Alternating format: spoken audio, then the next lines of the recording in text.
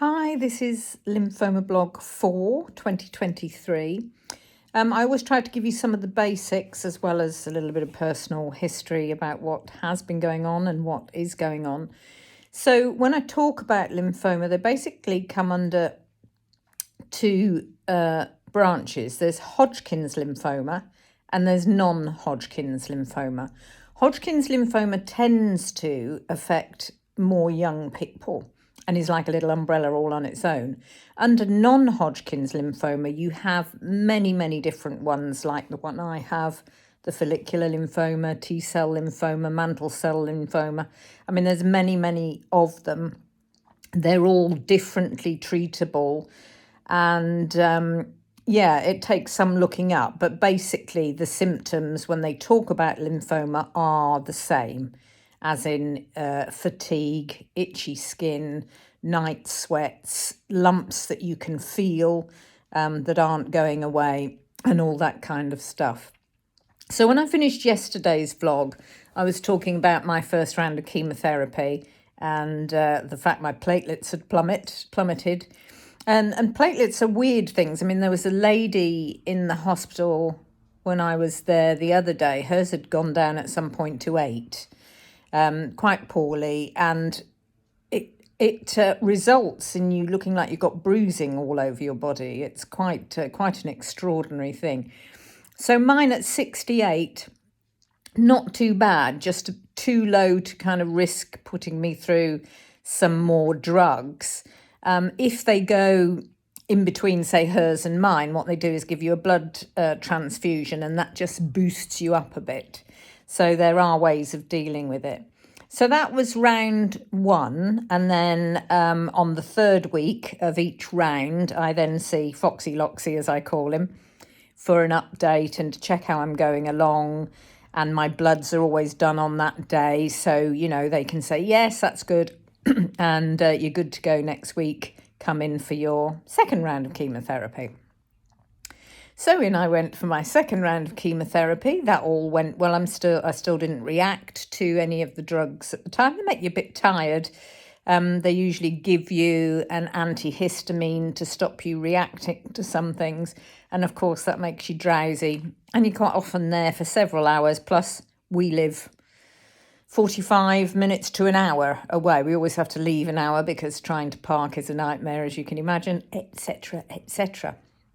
So that was all fine. And then the interim week was quite alarming. So on day 1 of your chemotherapy, of drug 1, of round 2, and every round, I get given a whole load of drugs that you're supposed to take over a period, and they start on different days.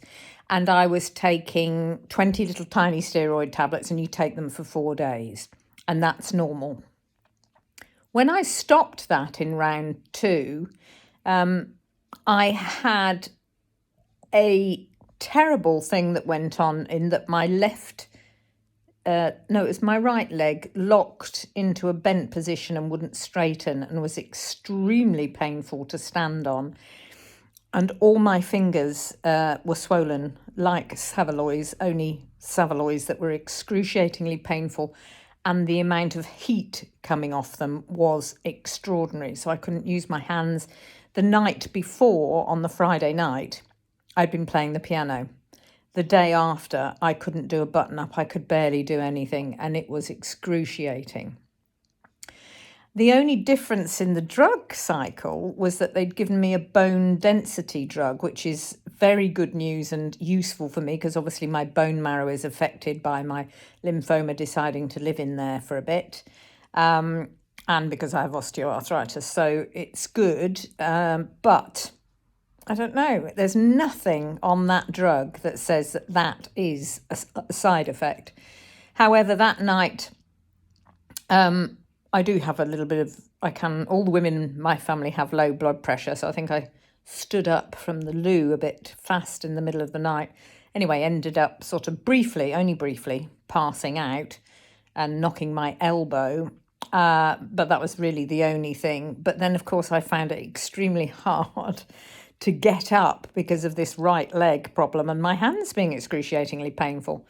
and I was upstairs alone, and I couldn't rouse anybody because everybody was fast asleep. So I ended up dragging myself, like you do, across the floor back to my bed, and I did get in it. But the following morning, we had to ring the hospital, and they suggested coming in. And in fact, they kept me for 2 nights and 3 days, and they never got to the bottom of it. It was like a rheumatoid reaction, rheumatoid arthritic reaction, which did ease over time. You can't be put on kind of tablets like Nurofen, the anti-inflammatory ones, because they don't mix well with your chemotherapy mix.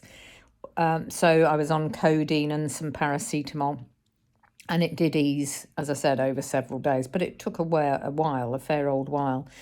So this round so far has not been without complications, but I don't know if I'm more or less complicated than anybody else.